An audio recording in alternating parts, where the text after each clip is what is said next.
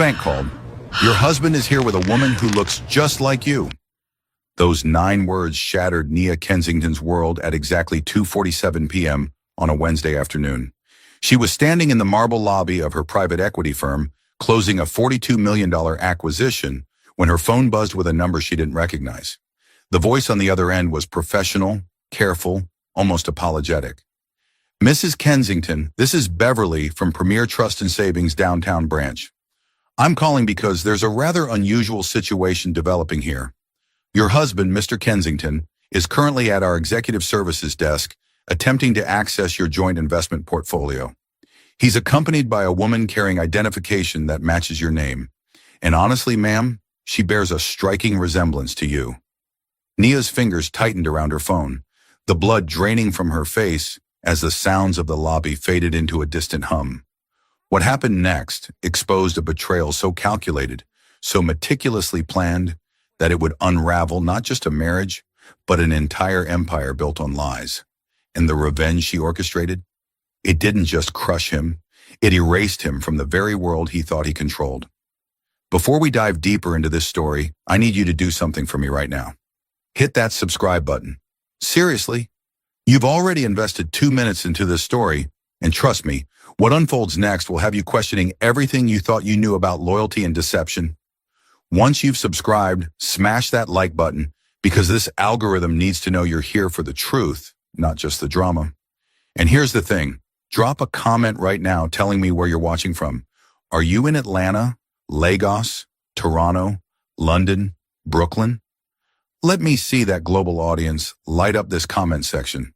Your engagement literally determines whether stories like this one reach the people who need to hear them. So go ahead, I'll wait. Subscribe, like, comment your location. Done? Perfect. Let's get back to the moment Nia's entire existence imploded. The acquisition papers trembled slightly in Nia's other hand. Around her, lawyers and executives continued their conversations, oblivious to the earthquake fracturing her composure. She stepped away from the cluster of designer suits and Italian leather briefcases, her Louboutins clicking against the polished floor as she moved toward the floor-to-ceiling windows overlooking the Chicago skyline. Beverly, Nia said, her voice remarkably steady despite the chaos erupting in her chest. Can you describe this woman more specifically? There was a pause, the sound of papers shuffling. She's approximately your height, ma'am. Similar complexion, though perhaps a shade lighter. Her hair is styled in a shoulder-length bob, straightened, very polished. She's wearing a cream-colored pantsuit, carrying a Birkin bag, tan, looks authentic. And ma'am, I have to say the resemblance is uncanny enough that our junior associates genuinely believe she was you. Nia's mind raced through possibilities, each one more disturbing than the last. What exactly is my husband attempting to access? Your consolidated investment portfolio, Beverly replied, her voice dropping lower. The one containing your inheritance from your father's estate, your business holdings, and the real estate trust. He's requesting a complete liquidation and wire transfer. Mrs. Kensington, the authorization forms he's presenting look legitimate. They have what appears to be your signature, your notarization, everything. But our protocol for transactions over $20 million requires verbal confirmation from both account holders, which is why I'm calling you directly. $20 million. The number hung in the air like poison. That wasn't just money. That was her father's legacy, the capital from his freight shipping company that he'd built from a single delivery truck into a logistics empire spanning 3 continents.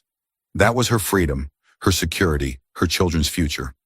Beverly, I want you to listen to me very carefully, Nia said, her voice now stripped of all warmth, replaced by the steel that had helped her negotiate billion-dollar deals before she turned 35. I am standing in the Chicago Board of Trade building right now. I have not signed any authorization forms. I have not requested any liquidation, and I certainly am not at your branch. That woman is not me, and whatever my husband is attempting to do constitutes fraud and identity theft. I need you to stall them without alerting them that you've contacted me. Can you do that? Yes, ma'am, Beverly said, and Nia could hear the relief in her voice at receiving clear direction. I'll inform them that we're experiencing system delays with large wire transfers due to new federal compliance regulations. That should buy you at least 30 to 40 minutes before they become suspicious. Make it an hour, Nia said, Tell them the compliance team needs to verify international transfer protocols.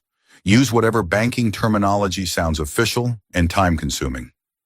Understood, Mrs. Kensington. And ma'am, I'm sorry you're dealing with this. The line went dead. Nia stood motionless for exactly 10 seconds, her reflection staring back at her from the window. A woman in a tailored navy dress that cost more than most people's monthly rent. A woman who'd graduated top of her class from Wharton. A woman who'd never once in her life been anyone's fool. Until now, she turned back toward the conference table where the acquisition team waited. Her business partner, Julian Reeves, caught her expression and immediately excused himself from the conversation. Nia, what's wrong? Julian had known her since their undergraduate days at Howard University. He'd seen her navigate hostile boardrooms, outmaneuver venture capitalists twice her age, and close deals that seasoned professionals said were impossible. I need you to handle the closing, she said quietly. Sign everything exactly as we discussed. I have an emergency. His eyes narrowed with concern. What kind of emergency? The kind where my husband is currently attempting to steal $20 million from my accounts using a woman pretending to be me. Julian's mouth opened, then closed. He nodded once, his jaw tightening. Go. I'll handle everything here. Do you need anything? A lawyer? Security? I need evidence, Nia said, and I need him to believe he's winning until the moment I destroy him. She was already moving toward the elevator, her mind shifting into the calculating precision that made her one of the most formidable investors in the Midwest. The ride down 47 floors felt both instantaneous and eternal. Her phone was already in her hand, scrolling through contacts until she found the name she needed. Kensington Residence, came the familiar voice of Teresa, the woman who'd managed their Lincoln Park mansion for the past 8 years. Teresa, it's Nia. I need you to tell me exactly what time Xavier left the house today and whether anyone was with him. There was a brief hesitation. Mrs. Kensington, Mr. Kensington left around 1:30. He said he had a meeting with his accountant downtown. He was alone when he left, drove himself in the Mercedes. The black S-Class sedan, the one with the customized interior and the plates that read Zavking. Subtle as a peacock in a henhouse, which was exactly Xavier's style. Did he receive any calls this morning? Any visitors? No visitors, ma'am, but he did spend about 20 minutes on a call in his office before lunch. I only noticed because he closed the door, and he usually keeps it open. Thank you, Teresa. One more thing. When was the last time you saw my identification documents? Passport? Driver's license? Anything with my signature? The pause was longer this time. I haven't seen them recently, ma'am, but about 2 weeks ago, Mr. Kensington asked me where you kept your important papers. He said you needed something notarized for a property investment and asked him to handle it while you were in New York for that conference. I showed him your office safe. Ice water flooded Nia's veins.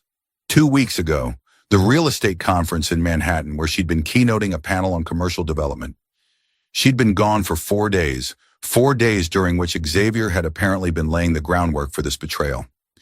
Teresa, I need you to check my office safe right now. Tell me if anything is missing.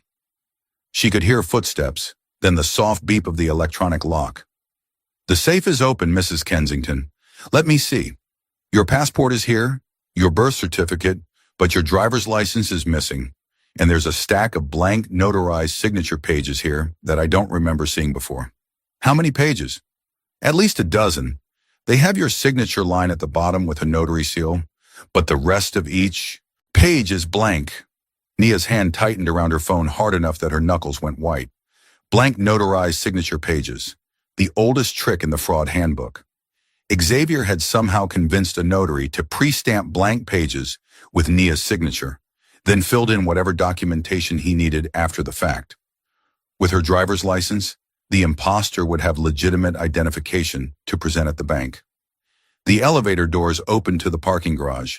Nia's private car, a midnight blue Range Rover with bulletproof glass and a custom security system, waited in its reserved spot. She climbed in, started the engine, and pulled into Chicago traffic with singular focus. Premier Trust and Savings occupied a historic building in the financial district, the kind of old money establishment where discretion was valued above all else. Nia had banked there because her father had banked there, and his father before him. The institution prided itself on knowing its clients personally, on providing white-glove service to families who measured their wealth in generations, not just dollars. Which meant Xavier had chosen this location specifically because he knew the staff would recognize Nia and be less likely to question the transaction thoroughly. Traffic crawled through the loop. Nia used the time to make 3 more calls. The first was to her attorney, Mitchell Crane, whose family had represented the Kensingtons for 30 years. Mitchell, I need you to meet me at Premier Trust downtown in 20 minutes. Xavier is attempting to liquidate my inheritance portfolio using a fraudulent proxy. Jesus Christ, Nia, have you contacted the police? Not yet. I need to see this play out first. I need to know exactly how deep this goes. That's risky. If he succeeds in the transfer, he won't, Nia said, her voice absolute. But I need documentation of the attempt. I need him caught in the act with evidence that destroys any plausible deniability. Can you be there? I'm leaving my office now. The second call was to her private investigator, a woman named Claudette Winters, who'd previously helped Nia vet potential business partners. Claudette, I'm sending you a photo. I need you to run facial recognition and identify a woman who's currently impersonating me at a bank. Impersonating you? Nia, what's going on? Something that ends today. How fast can you work? If you can get me a clear image, I can have preliminary results in under an hour. I'll get you the image. The third call was the hardest. Her mother, Diana Kensington, was in Cape Town visiting family.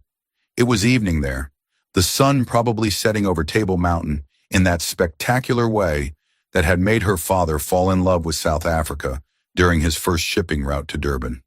Sweetheart, is everything all right? Her mother's voice carried that immediate maternal intuition that something was wrong. No, Mama, it's not, but it will be. She explained in clinical detail what was happening.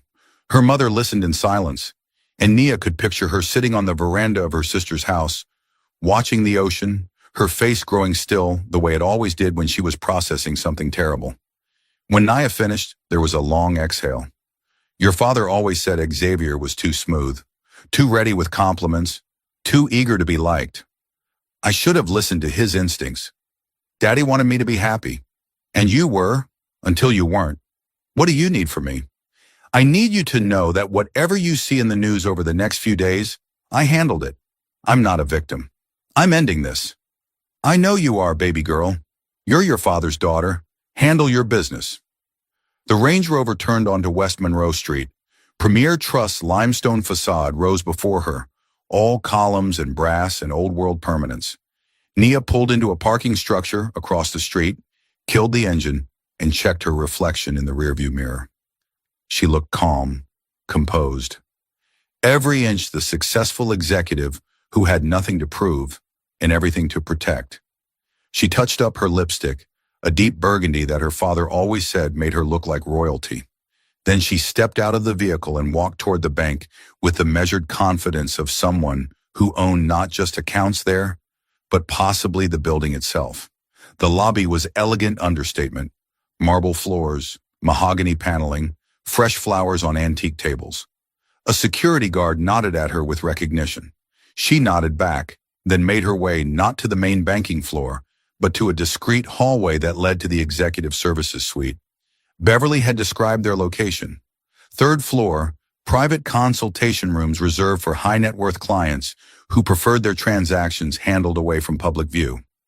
Nia took the elevator up, her heart rate surprisingly steady. This wasn't fear. This was the same focused intensity she felt before every major negotiation. The 3rd floor was carpeted in deep hunter green, the walls lined with landscape paintings and brass sconces. She could hear voices coming from one of the consultation rooms, the door slightly ajar. She moved closer, staying just out of sight, and listened. The compliance verification should only take another few minutes, came Beverly's voice, calm and apologetic. I appreciate your patience, Mr. Kensington. These new federal regulations have made large transfers more complicated, but we're nearly through the process. I understand completely, Xavier replied, and hearing his voice sent a sharp pain through Nia's chest. That was the voice that had whispered promises in the dark, that had spoken vows in front of 300 guests, that had told her he loved her every single day for 7 years. We're in no rush. Better to ensure everything is compliant. Then a woman's voice, softer, cultured, with just a hint of nervousness. It's quite impressive, really. How thorough you all are makes me feel very secure about our holdings. Our holdings? Nia leaned closer, tilting her head just enough to see through the gap in the door. Xavier sat in a leather chair, wearing the gray Tom Ford suit she'd bought him for their anniversary. And beside him, looking remarkably, disturbingly similar to Nia herself, sat a woman who'd clearly been chosen for her resemblance. The woman had the same brown skin tone, though as Beverly noted, slightly lighter. The same general face shape, high cheekbones, elegant neck. Her hair was styled to match Nia's preferred look. She wore expensive clothes, carried herself with borrowed confidence, and had Nia's driver's license sitting on the table in front of her, next to a stack of documentation. Nia pulled back from the door, her mind racing. This wasn't opportunistic. This was planned, rehearsed, executed with precision. Xavier had found a woman who looked enough like her to fool people who didn't know Nia intimately. He'd stolen her identification, forged her signatures, and was attempting to drain her accounts while she was supposedly occupied with business elsewhere. The question wasn't just how, it was with whom, because this level of fraud required resources, connections, and probably multiple accomplices. This wasn't Xavier's skill set. He was a pharmaceutical sales representative who'd been charming and handsome and ambitious in ways that seemed promising 7 years ago. But he wasn't a criminal mastermind, which meant someone else was pulling strings. Nia's phone buzzed silently, a text from Mitchell. Approaching building now. Status? She typed back quickly. 3rd floor. Don't enter consultation room yet. Wait for my signal. Another buzz. Claudette. Got your location via phone trace. Bringing camera equipment. ETA 5 minutes. Everything was converging. Nia took a breath, straightened her spine, and prepared to walk into that room and confront the man who'd built their entire marriage on sand. But first she needed one more piece of information. She called Beverly's cell phone directly. Mrs. Kensington? Beverly answered in a whisper. I'm here. 3rd floor. How much longer can you stall? Maybe 10 more minutes before they get suspicious. The supposed Mrs. Kensington is getting slightly anxious. Perfect. When I enter that room, I need you to act surprised but not alarmed. Can you do that? Yes, ma'am, though I have to say, I'm genuinely curious how this plays out. You're about to find out. One question, are there security cameras in that consultation room? Yes, all feeds go to our security office and are stored for 90 days. Excellent. Make sure today's footage is preserved. I'm walking in now. Nia ended the call, smoothed her dress, and pushed open the consultation room door with the calm authority of someone who belonged exactly where she was. Simultaneously, and Nia watched as the color drained from Xavier's face in real time, his expression shifting from confident relaxation to pure, unfiltered shock in the span of a heartbeat. Hello, darling, Nia said, her voice smooth as aged whiskey. I hope I'm not interrupting anything important. The woman beside Xavier froze, her hand halfway to the glass of water on the table. Beverly stood near the desk, and to her credit, her expression showed exactly the right amount of professional surprise without tipping into alarm. Mrs. Kensington, Beverly said, recovering beautifully, I wasn't expecting you to come down in person. I thought you were in the middle of closing that downtown acquisition. I was, Nia replied, stepping fully into the room, her eyes never leaving Xavier's face. But then I received the most fascinating phone call about unusual activity on my accounts. You understand, of course, that I had to investigate personally. Xavier's mouth opened, then closed. The woman next to him had gone absolutely still, like a deer sensing the approach of a predator. Up close, the resemblance was less convincing. Her features were similar but softer, less refined. Her eyes were brown instead of Nia's darker shade. The bone structure was close but not exact. Nia, I can explain, Xavier started, his voice strained. Oh, I'm certain you can, Nia said, moving to stand directly in front of them, her presence commanding the room. But first, I'm curious about something. She turned to the woman. What's your actual name? Because we both know you're not me. The woman's eyes darted to Xavier, seeking direction, finding none. Her voice came out small, frightened. Simone? Simone Duchamp. Simone? Nia repeated, tasting the name. And how much was my husband paying you to commit felony fraud, Simone? I didn't know it was fraud. Xavier said you'd given permission. He said you were refinancing assets for a new business venture and needed someone to handle the paperwork because you were traveling internationally. He said it was all legal. Convenient story, Nia said. She picked up her driver's license from the table, examined it, then slipped it into her purse. Tell me, Simone, did it not strike you as strange that this supposedly legal transaction required you to pretend to be someone else? That you needed to use stolen identification? That we're meeting in a private room rather than conducting business transparently? Simone's hands trembled. He said wealthy people do things differently. That discretion was important for high-value transfers. And you believed him because he was charming, Nia finished. Because he made you feel special, chosen, like you were part of something exclusive. She glanced at Xavier, whose jaw was clenched so tight a muscle jumped in his cheek. That's his particular talent, making people believe they matter to him right up until the moment he's done using them. Nia, you're being dramatic, Xavier said, finally finding his voice, trying to regain control through sheer audacity. This is a misunderstanding. Yes, I was handling some financial restructuring, but it was for us, for our future. The investment opportunities I've been telling you about. The investment opportunities, Nia repeated flatly. You mean the cryptocurrency venture you mentioned last month? Or the tech startup you wanted me to fund? Or perhaps the luxury car dealership you were so enthusiastic about during dinner with the Robinsons? All of those. I was consolidating capital to maximize our returns. Without telling me, without my knowledge, using forged documents and a woman impersonating me. I was going to tell you once everything was finalized. I wanted to surprise you with the returns. Nia laughed, a sharp, bitter sound.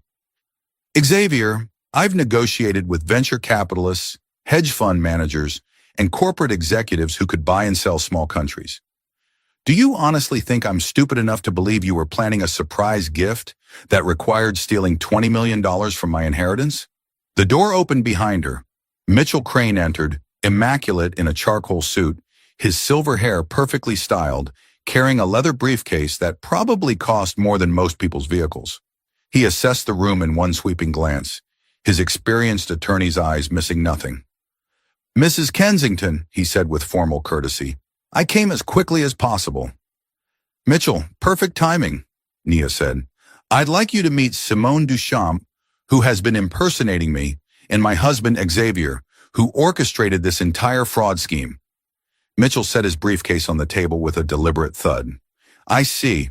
Beverly, I trust all transactions have been suspended? Completely, Beverly confirmed. No transfers were completed. All documentation has been flagged and preserved. Excellent. Mitchell opened his briefcase, removing a tablet and legal pad. Mr. Kensington, I strongly advise you to remain silent and contact your own legal representation immediately. Anything you say from this point forward can and will be used against you in both criminal proceedings and divorce litigation. Divorce? Xavier's voice cracked on the word. Nia, come on. We can work this out. 7 years of marriage and you're ready to throw it away over a misunderstanding? A misunderstanding, Nia repeated slowly. She pulled out one of the leather chairs and sat down, crossing her legs, her posture radiating the kind of controlled power that came from years of commanding boardrooms. Let me clarify something for you, Xavier. This isn't a misunderstanding. This is attempted grand larceny, identity theft, fraud, and forgery. These are federal crimes. The fact that we're married doesn't protect you. It actually makes it worse because you violated a position of trust. Another figure appeared in the doorway. Claudette Winters, dressed in all black, carrying a professional camera and equipment bag. She was a striking woman in her 50s, with silver locks pulled back in an elegant updo and eyes that missed. Nothing. Mrs. Kensington, she said with a slight nod, I have everything you requested. Claudette, excellent. Please document everyone in this room. Full facial captures, particularly of Ms. Duchamp and Mr. Kensington. Claudette moved efficiently, her camera clicking in rapid succession. Simone tried to turn away, but Claudette's voice stopped her. Ms. Duchamp, I'd remain still if I were you. Attempting to avoid documentation only makes you look more guilty. And trust me, there are already security cameras recording everything. Xavier stood abruptly, his chair scraping against the floor. This is insane. Nia, you're treating me like a criminal. You are a criminal, Nia said simply. The question is just how extensive your criminal network is. She turned to Simone. Ms. Duchamp, I'm going to give you exactly one opportunity to help yourself. Who else is involved in this scheme? Because I know my husband isn't intelligent enough to orchestrate something this complex alone. Simone's eyes filled with tears. I don't know what you're talking about. Xavier approached me 6 weeks ago. He said he needed someone for a one-time job. He offered me $50,000. I'm a graduate student. I have loans. He showed me pictures of you, said we looked similar enough. He coached me on how to style my hair, what to wear, how to carry myself. 50,000, Nia said. To steal 20 million. Quite the return on investment. Where were you supposed to meet him after the transfer? A private airport. Midway. He has a chartered jet waiting. He said we'd fly to the Cayman Islands, handle some additional paperwork, and I'd get my payment in cash. The Cayman Islands, Mitchell said, making notes. Classic offshore banking territory. Let me guess, Mr. Kensington. You have accounts there already set up to receive the transferred funds? Xavier said nothing, but his silence was answer enough. Nia's phone buzzed. A text from Claudette, who was still photographing. Ran preliminary facial recognition on Duchamp. She has prior arrests. Check your email. Nia opened her email on her phone, scanning quickly. Simone Duchamp had been arrested twice in the past 5 years. Once for check fraud, charges eventually dropped. Once for identity theft, pled down to a misdemeanor. She wasn't an innocent graduate student desperate for money. She was a professional. Simone, Nia said quietly, you're not a graduate student at all, are you? You're a con artist with a record, which means Xavier didn't randomly find you. Someone connected you two. Simone's facade cracked completely. I want a lawyer. I'm not saying anything else. Smart choice, Mitchell said. Though I should inform you that cooperation at this stage significantly impacts prosecutorial discretion. The door opened again. This time, 2 Chicago Police Department officers entered, summoned by Beverly during the confrontation. They took in the scene with professional assessment.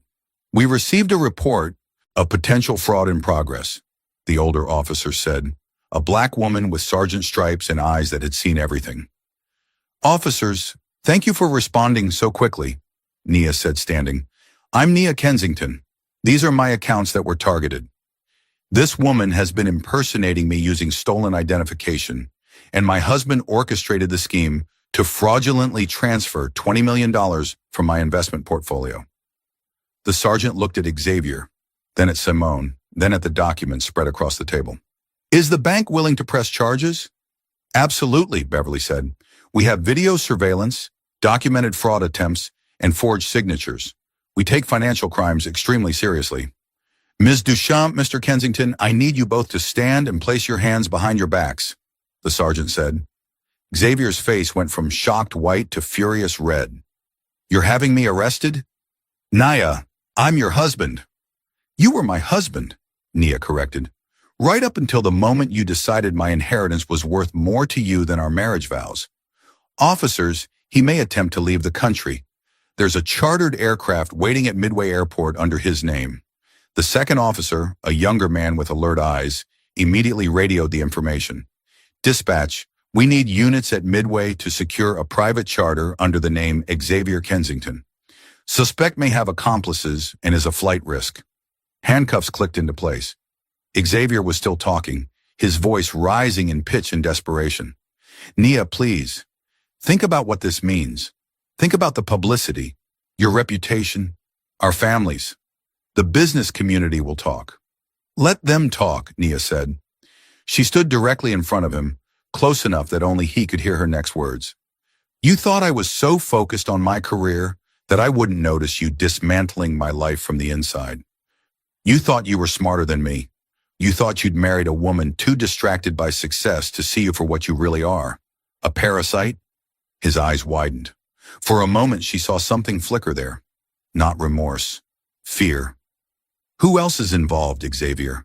This operation required inside information, banking connections, legal documentation, a forger, a pilot, offshore accounts. You didn't arrange all this alone. I'm not saying anything without my lawyer. You don't have to, Nia said softly. I'll find them anyway. And when I do, I'll make sure they understand exactly how expensive it is to target my family's legacy. The officers escorted both Xavier and Simone toward the door. As they passed, Simone turned back, her voice breaking. I'm sorry. I didn't understand what I was doing. Yes, you did, Nia said without sympathy. You just didn't care until you got caught. The room emptied except for Nia, Mitchell, Beverly, and Claudette. The silence felt heavy, charged with the weight of everything that had just transpired. Beverly spoke first. Mrs. Kensington, on behalf of Premier Trust, I want to apologize that this situation progressed as far as it did. Our protocols should have caught the forgeries earlier. Your protocols worked exactly as they should, Nia said. You called me for verbal confirmation before any money moved. That's what saved everything. Mitchell was already making notes, his legal mind organizing the next steps. We need to freeze all joint accounts immediately, file for emergency restraining orders, preventing Xavier from accessing any shared assets, initiate divorce proceedings with fraud as grounds, and we need to examine your prenuptial agreement. We don't have one, Nia said quietly. Mitchell's pen stopped. You don't have a prenup. Nia, you were worth $40 million when you married him. My father advised me to get one. I refused. I thought it showed a lack of faith in the marriage. She laughed bitterly. I was idealistic, stupid. You were in love, Claudette said gently. That's not the same as stupid. In Illinois, that means marital assets are split 50-50, Mitchell said, his voice grave. Everything acquired during the marriage is joint property. Your business holdings, real estate appreciation, investment returns. Except my inheritance, Nia interrupted. Inherited assets remain separate property unless they're commingled. And I kept my father's legacy strictly segregated. Every dollar, every investment, every property from his estate remained in separate accounts under my sole name. Xavier has no legal claim to any of it. Mitchell nodded slowly. Smart. But assets you built during the marriage, your equity firm's growth, properties purchased with marital funds, even your salary, can be addressed in divorce court, Nia finished. But here's what you don't know, Mitchell. 6 months ago, I restructured everything. Every business holding is now under a corporate umbrella with ironclad operating agreements. My name is on the leadership, but the ownership is distributed through a family trust that predates the marriage. Xavier has no claim. Mitchell stared at her. When did you do this? When I started noticing irregularities. Small things. Money moving between accounts that Xavier couldn't adequately explain. Phone calls he took in other rooms. A receipt for jewelry I never received. I didn't have proof of infidelity or fraud, but I had suspicion. So I protected myself. You've been planning for this, Claudette said, a note of admiration in her voice. I've been preparing for the possibility, Nia corrected. I hoped I was wrong. I hoped I was being paranoid. But my father always said hope is not a strategy. She looked at Mitchell. I need everything he did documented and prosecuted. I need the full extent of this conspiracy exposed. And I need to know who else was involved because someone gave him the blueprint for this scheme. Her phone rang. Unknown number, she answered. Nia Kensington. Mrs. Kensington, this is Detective Marcus Chen with CPD Financial Crimes Unit. I've been briefed on your case. We've detained your husband and Ms. Duchamp. During booking, we found some interesting items. Mr. Kensington was carrying a secondary phone we believe he used for coordinating this fraud. We'll need your permission to examine financial records as we build the case. You have my complete cooperation, Detective. Whatever you need. There's something else. When we searched Ms. Duchamp's vehicle, we found a second set of identification documents. Not yours. Another woman's identity. Someone named Keisha Morrison from Gary, Indiana. We think there may be additional victims or additional schemes in play. Nia's blood ran cold. He's done this before. We're investigating that possibility. Mrs. Kensington, I have to ask, were there any other warning signs? Any previous attempts to access your finances? Nia thought back over the past year. Last summer, he asked me to add him to my brokerage account so he could help monitor investments while I was traveling. I declined. 3 months ago, he suggested we consolidate all our banking for simplicity. I refused. A month ago, he asked if I'd ever considered getting additional life insurance. Said he'd heard about good policies through his pharmaceutical company contacts. Life insurance, Detective Chen repeated. How much coverage do you currently have? $5 million through my company with Xavier as beneficiary. It's standard executive coverage. Why? There was a pause. Mrs. Kensington, I think you should consider the possibility that today's scheme wasn't his endgame. It might have been his backup plan. The implications settled over her like ice water. If the theft hadn't worked, there were other ways to access her wealth, darker ways. I'll have my security arrangements reviewed immediately, Nia said, her voice steady despite the fear clawing at her chest. We'll station a patrol car outside your residence tonight, Detective Chen said. Just as a precaution, we're processing the evidence from the airport. If there are additional conspirators, we'll identify them. The call ended. Nia stood in the consultation room, surrounded by her attorney, her investigator, and the banker who'd saved her fortune through one simple phone call. Through the window, she could see Chicago's skyline, the same view her father had loved, the city where he'd built everything she now fought to protect. I need to call my children, she said quietly. They're at school. They're going to hear about this eventually. It should come from me. Claudette touched her shoulder gently. What do you want to tell them?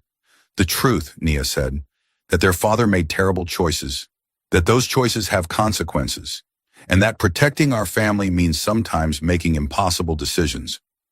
Mitchell closed his briefcase. I'll file the divorce papers today. Emergency motion for full asset protection, restraining orders, everything. By morning, he won't be able to touch a single dollar of anything connected to your name. And the criminal case? That's the prosecutor's territory now. But with video evidence, witness testimony, forged documents, and the attempted flight plan, he'll be facing federal charges, wire fraud across state lines. The Cayman Islands connection makes this international. We're talking serious prison time. Nia nodded slowly. 7 years of marriage erased in an afternoon. 2 children who'd have to grow up understanding their father chose greed over family. A life she'd built that now needed to be dismantled and reconstructed without the rot at its foundation. But she was still standing. Her father's legacy was secure, and the empire he'd built, now hers to protect, remained intact. 3 weeks later, Nia Kensington sat in her attorney's conference room on the 52nd floor of the Willis Tower, watching the sun set over Lake Michigan in streaks of amber and crimson. The view was spectacular, the kind of panorama that real estate developers killed for, but she barely noticed. Her attention was fixed on the documents spread across the mahogany table, the accumulated evidence of her husband's betrayal, each page more damning than the last. The forensic accountants found something interesting, Mitchell said, sliding a report toward her. Xavier didn't just target your inheritance. He's been systematically draining joint accounts for the past 18 months. Small transfers, always under $10,000, to avoid federal reporting requirements. Restaurant equipment purchases that never materialized. Investment opportunities that didn't exist. He's moved approximately $370,000 out of your marital assets. Nia scanned the highlighted transactions, her jaw tightening. Where did it go? Multiple destinations. Offshore accounts in the Caymans, yes, but also cryptocurrency wallets, shell corporations registered in Delaware and Nevada, and cash withdrawals that we're still tracing. Mitchell paused, adjusting his reading glasses. But here's where it gets more complex. The money didn't stay with Xavier. What do you mean? He was funneling it to someone else, someone who was running the entire operation. Mitchell pulled up a photograph on his tablet. Does the name Reginald Thorne mean anything to you? Nia studied the image. A man in his early 50s, distinguished features, silver beard, wearing an expensive suit and aviator sunglasses. Something about him triggered a vague memory. I've seen him before. I can't place where. He's a financial consultant, or at least that's what his business cards say. In reality, he's a con artist who specializes in what's called affinity fraud, targeting wealthy black families through social connections and community ties. He identifies high net worth individuals, gets close to someone in their inner circle, and orchestrates elaborate schemes to separate them from their assets. How did Xavier meet him? Through a networking event for black entrepreneurs about 2 years ago. Thorne approached Xavier, befriended him, and slowly began planting ideas, making him feel inadequate compared to your success, suggesting that he deserved more recognition, more wealth, more power. Classic manipulation tactics. Nia felt her stomach turn. 2 years.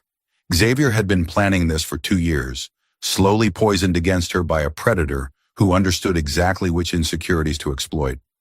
Thorne has done this before, Mitchell continued. We've identified at least 6 other cases in the past decade. Wealthy black families in Atlanta, Houston, Philadelphia.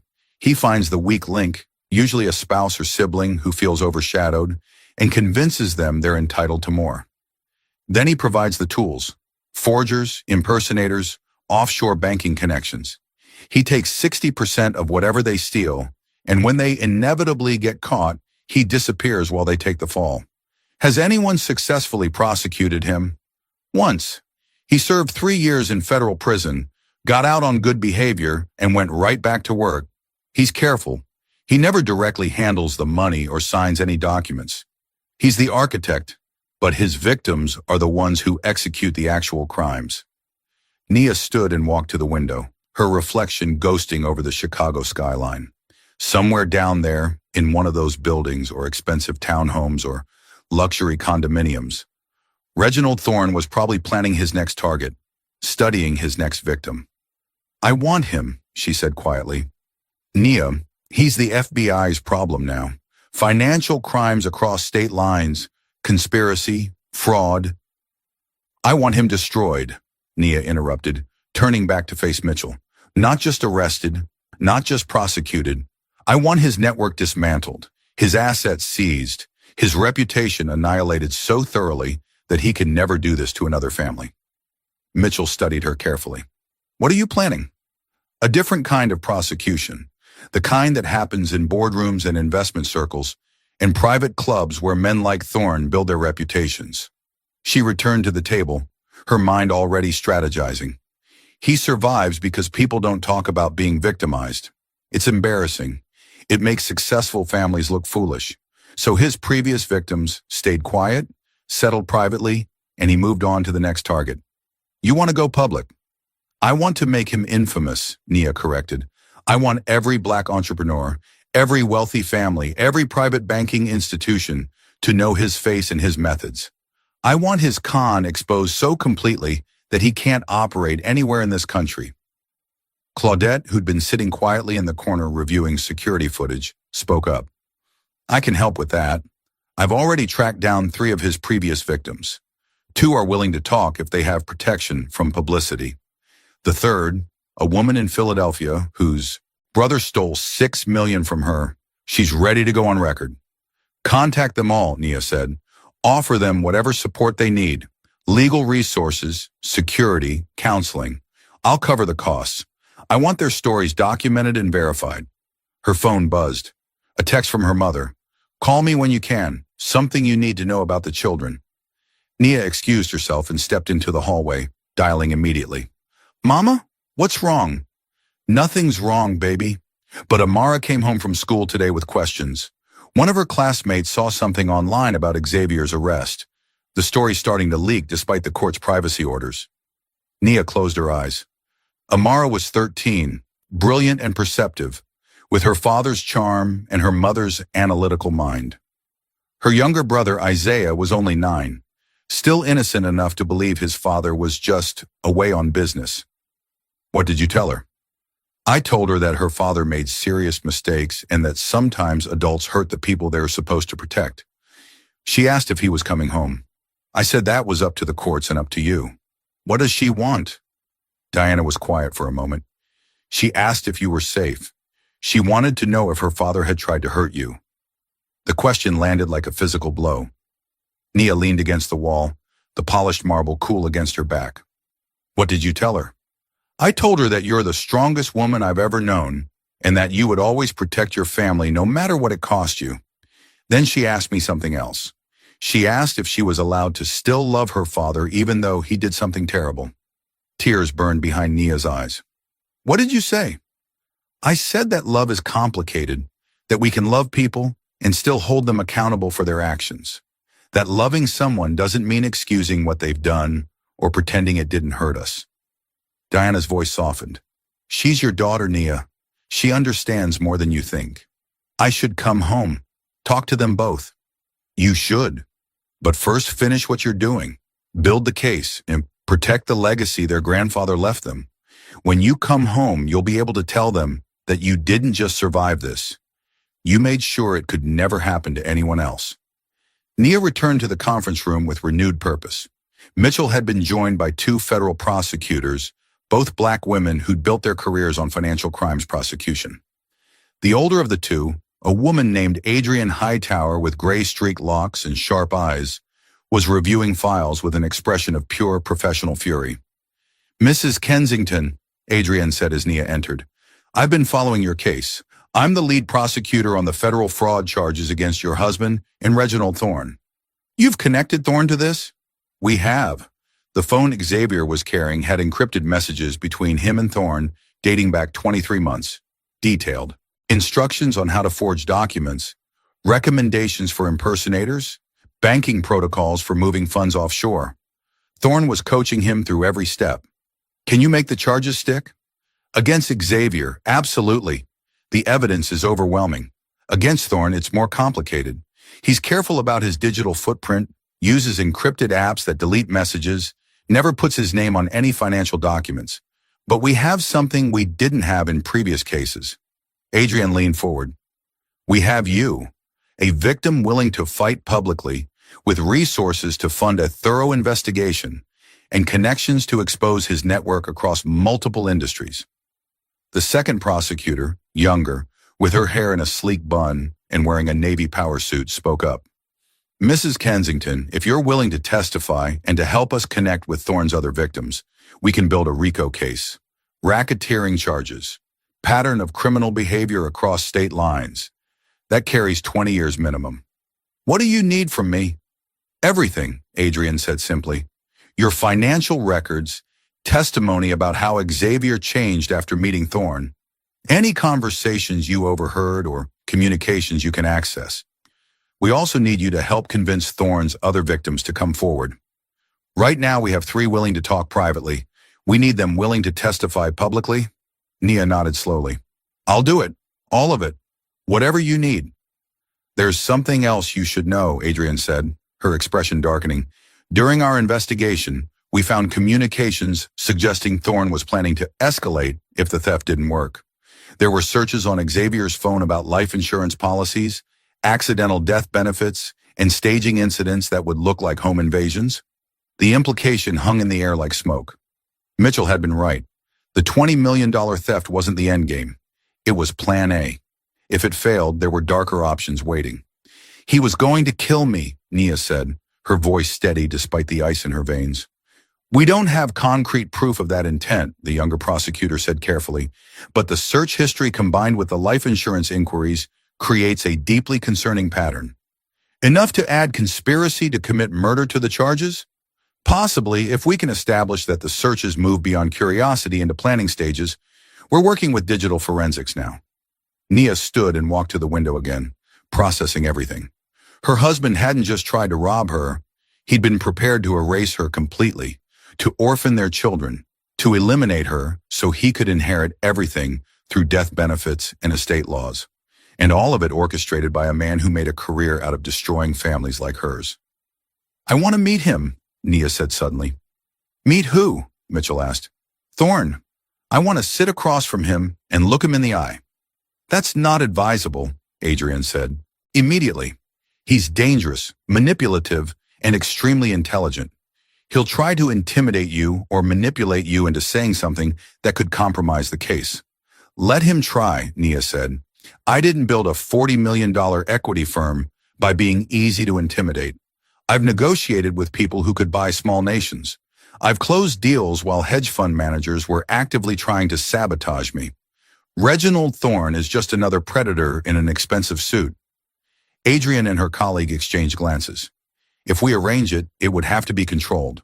Recording devices, witnesses, clear legal boundaries. Fine, set it up. Mitchell stood, his expression concerned. Nia, what are you hoping to accomplish? I want him to understand that he chose the wrong family, that destroying us wasn't just another con. It was the mistake that ended his career. She turned back to face them all. And I want him to know that every family he's victimized before us now has someone willing to fight for them. 4 days later, Nia sat in a federal detention center interview room, watching Reginald Thorne enter in an orange jumpsuit and restraints.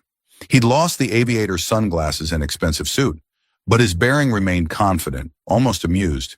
He sat across from her, separated by a metal table, and smiled like they were meeting at a country club instead of a prison. Mrs. Kensington, he said, his voice smooth and cultured, I've heard so much about you. I'm sure you have, Nia replied. You've been studying my family for 2 years, analyzing our weaknesses, planning how to destroy us. Destroy is such a harsh word. I prefer to think of it as redistributing resources to those who appreciate them more. You mean stealing from families who built their wealth through generations of work and sacrifice? Thorne shrugged, the chains on his wrist clinking softly. I offer people choices, Mrs. Kensington. Your husband chose to accept my assistance. He chose to forge your signatures, to hire an impersonator, to plan the theft. I simply provided the tools. You provided the poison, Nia corrected. You identified an insecure man married to a successful woman, and you spent 2 years convincing him he deserved what she'd earned. You exploited his weaknesses and twisted his resentments until he was willing to commit federal crimes. He was already willing. I just gave him permission to act on what he already wanted. Nia leaned forward slightly. Do you know what my father used to say? He said there are 2 types of people in this world, builders and parasites. Builders create value, employ people, contribute to their communities, leave legacies. Parasites find builders and attach themselves, consuming until there's nothing left. An interesting philosophy. You're a parasite, Mr. Thorne. And the thing about parasites is that they're only successful until the host develops immunity. You've been operating in Black communities because you understand our particular vulnerabilities, the pressure to succeed, the desire to help family members, the reluctance to publicize being victimized. You've weaponized our culture against us. Thorne's smile tightened slightly. And now you're here to give me a lecture on morality? To make me feel guilty? No, Nia said. I'm here to inform you that I'm dedicating significant resources to making sure you never victimize another family. I've connected with 6 of your previous victims. 5 are willing to testify. I'm funding their legal representation, security, and any therapeutic services they need to process their trauma. I'm also working with federal prosecutors to build a RICO case that will put you away for decades. RICO charges require proving a pattern of racketeering. That's difficult to establish. Not when you have 6 victims spanning 10 years, all following the same pattern. Not when you have financial records showing the flow of stolen money through your shell corporations. Not when you have encrypted messages coaching your victims through the fraud process. Nia paused. And certainly not when you have a victim with the resources and determination to see it through. For the first time, something flickered in Thorne's eyes. Not quite fear, but recognition. He was finally understanding that Nia wasn't just another wealthy person he'd wronged. She was someone who would make destroying him a personal mission. You can't win, he said, but his voice had lost some of its certainty. I already have, Nia replied. Your operation is exposed. Your methods are documented. Every financial institution in the country will have your face and your patterns on file. Even if you somehow avoid conviction, you'll never work again. And every family you've hurt now has someone advocating for them. She stood, smoothing her dress. My father built his fortune from a single delivery truck. He worked 18-hour days, sacrificed time with his family, invested in his community, and created opportunities for hundreds of employees. That's the legacy you tried to steal. And now I'm going to make sure everyone knows exactly what happens when predators target builders. Thorne said nothing as she walked toward the door. But just before she left, he spoke one last time. Your husband really did love you, in the beginning. Before I showed him how much more he could have. Nia turned back, her expression cold. That's the saddest part, isn't it? You took someone's love and turned it into hate. You took a marriage and poisoned it with greed. You didn't just steal money, Mr. Thorne. You steal people's humanity, and that's why you'll spend the rest of your life paying for it. 6 months later, Nia stood at a podium during the National Coalition of Black Investors Conference in Washington, D.C. Behind her, a screen displayed photographs of Reginald Thorne and statistics about affinity fraud in Black communities. Financial predators rely on our silence, she told the audience of 500 investors, entrepreneurs, and family wealth managers. They count on shame and embarrassment to keep victims quiet, but silence only protects the predators. She told her story without flinching. The phone call from the bank, the confrontation, the discovery of her husband's betrayal, the web of manipulation that nearly cost her everything.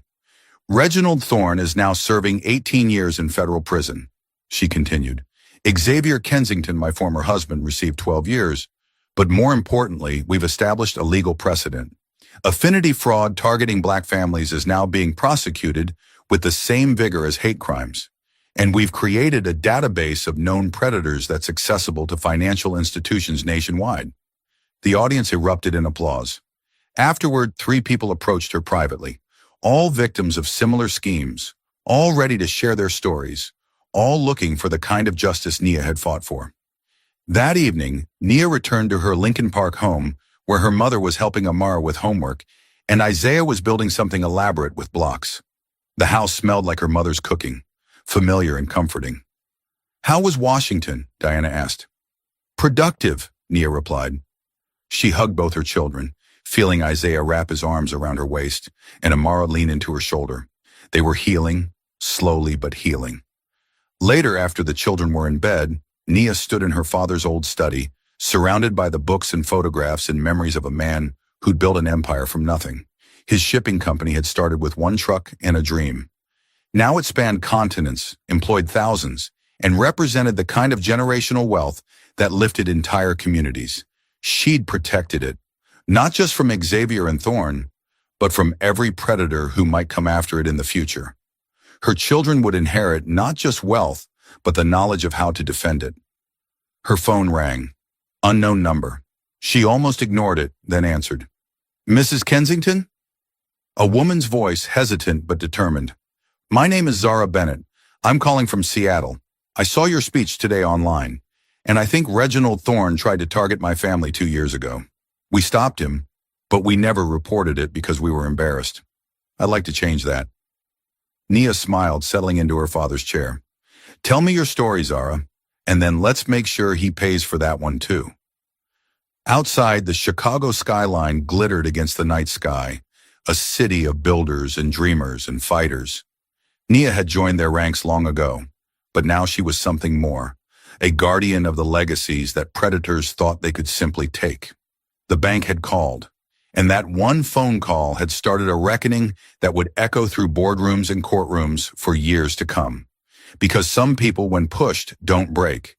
They break the system that tried to break them.